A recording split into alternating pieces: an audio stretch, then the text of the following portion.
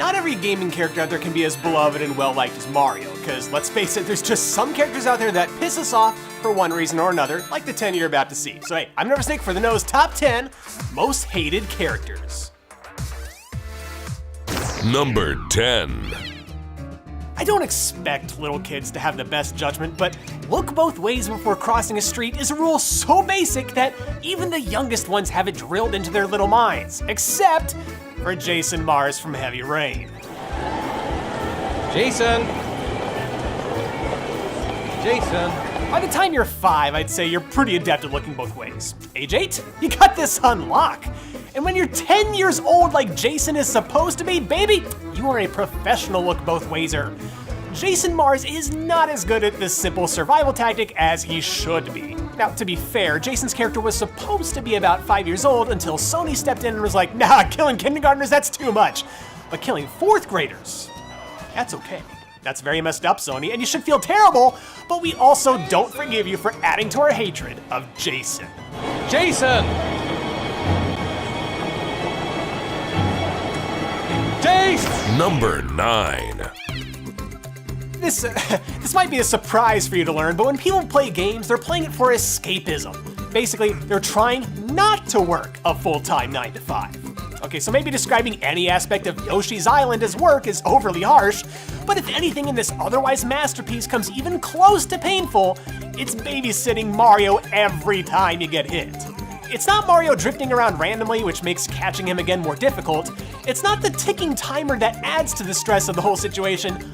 Honestly, Baby Mario makes this top 10 almost all because of one thing: that incessant, non-stop screaming.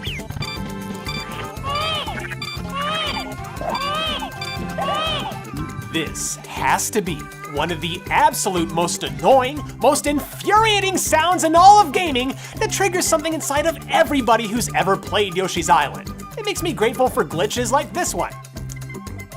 This is what freedom feels like. Number 8. It's that mutually understood pact shared amongst all GoldenEye players. All right, we're gonna play Facility, Power Weapons, no Odd Job. In multiplayer matches, Odd Job was the cheapest of cheap characters, and it's all because he was way smaller than anyone else in the game. And he can give himself even more of an advantage by crouching to become even tinier. Do you know how hard it is to accurately aim down in a fast-paced FPS using an N64 controller? But it's not even so much Odd Job who we hate. No. It's the people who play Odd Job. What kind of disgusting human POS takes this obviously cheesy way out? Odd Job players eat glue. They made Hanzo in Overwatch. They take your groceries out of the fridge without your permission. They put orange juice in their cereal instead of milk. Odd Job players are the bottom-feeding scum of our society, and I don't like them. Number 7. It doesn't matter if it happens to me in public or while wandering the world of Tamriel, I have zero patience for disrespectful kids. For some reason, it seems like every single child in a game made by Bethesda is the rudest little snot you could possibly encounter. Now, if it was some surly adult backtalking you, Bethesda would have no trouble letting you retaliate with some perfectly justified murder. But the kids are always immortal. So it's no surprise then that one of the best mods ever to grace Elder Scrolls was one that let you try them as adults using the same fair and balanced justice system. If you download it, you do end up on a government watch list, but in this case, it's worth it. Number 6. Fox, get this guy off me! Oh my God, Slippy! This dumb frog is almost completely helpless in the battlefields of Star Fox 64. If someone's gonna have the enemy on their tail and beg for you to save his butt, it's Slippy. Every time. As useless as he is, what seals the deal is Slippy's ear-splitting voice. I don't know how he does it, but Slippy's normal speaking voice manages to hit a pitch just below the threshold of only audible to dogs. Now, Slippy's defenders might say that he's just a mechanic and he's not really trained for combat. And that's true. It's all the less reason for him to be out here in this war zone, so I'm gonna do him a little favor. And there we go. Fixed. Number 5. trying to catch them all gets harder and harder with every new Pokemon game. The only way to nab yourself a Gengar was to trade a Haunter with someone else, and if you didn't have a buddy to swap with in Gen 4, you were SOL. Or were you? If you were willing to hunt down a Medicham or raise a Meditite all the way to level 37, you could trade it to a girl in Snowpoint City named Mindy who was offering a Haunter. What should happen is she trades you the Haunter and it just immediately evolves into Gengar, but what actually happens is it just stays as a Haunter. Turns out it's holding an Everstone, which specifically doesn't let it evolve at all. Mindy would have made the list regardless, but the fact that she's knowingly being evil just bumps her all the way up to number 5. Number 4. I do not advocate violence against animals in any way, but there's an exception to every rule, and the exception here is the Duck Hunt Dog. The Duck Hunt Dog has been asking for it since 1984. You all know how it goes. If you fail to shoot down a single duck before they all fly away, this dumb dog laughs at you. Now you might be thinking, that's nothing, that I just need to get some thicker skin.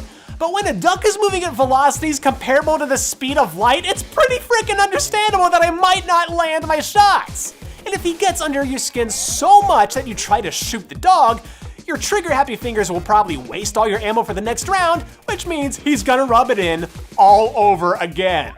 But 30 years later, justice was finally served. The Duck Hunt Dog was added as a playable character in Smash Bros. This was great news for a whole generation dying to take out 3 decades worth of frustration. And I gotta say, it feels just as good as I always dreamed it would. Number 3. Kefka from Final Fantasy VI. He's a colossal prick, enough said. Number 2. I'll bet you thought this was gonna be a list all about poorly designed characters. No. Some of the most hated characters in gaming were 1000% meant to be from the very beginning. Going back to the early Pokemon games, your rival is such a D-bag. He constantly makes fun of you, he always shows up to battle when you least want him to, and he thinks way too highly of himself. But what makes him such a great character to hate is that beating his pets to death is so satisfying. And I'm only slightly kidding when I say you beat them to death because, you know, that whole Lavender Town theory and whatnot. But hey, that's what you get for picking Squirtle when I pick Charmander. Douche. All right, before we get to number 1, let's hit up 8 honorable mentions. Number 1, Ashley Graham from Resident Evil 4. Number 2, Big the Kid from Sonic the Hedgehog. Bubsy, what could possibly go wrong? Lots of things. Number 4, Moneybags from Spyro 2 and 3. Number 5, Handsome Jack from the Borderlands. Number 6, the Elusive Man from Mass Effect. Number 7, every fighting game boss character ever. God, they're so cheap. And number 8, Epona from Ocarina of Time. It's number 1. Not everybody can just breeze through a Zelda game the way a lot of you watching probably can. Some players need a little hand-holding to fully enjoy these games. Maybe you expected Navi or Kaepora Gaebora to take the spot, but nah, they're innocent, they're clean, they're overrated.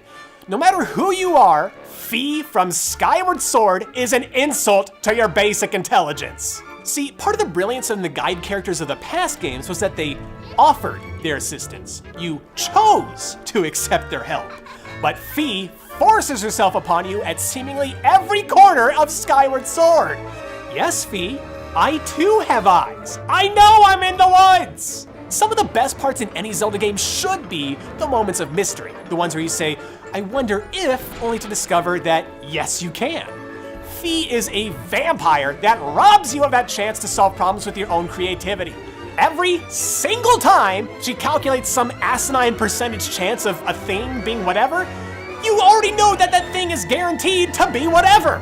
Most of the time, you don't even get to look at the room before Fi just spells everything out for you in painstaking detail.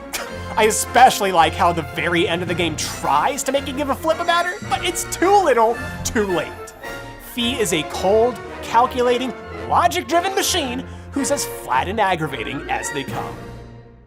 For our secret number 11, I haven't gotten to sit down with Kingdom Hearts 3 yet, but if there's one thing I know from the earlier games, it's that Donald Duck deserves to be here. You're the designated healer, Donald! Heal me! Heal me? Heal me! Heal me! It seems like the only thing you can rely on Donald for is being unreliable. Oh, now he heals me right as I waste a healing spell? Nice going, Duckhead.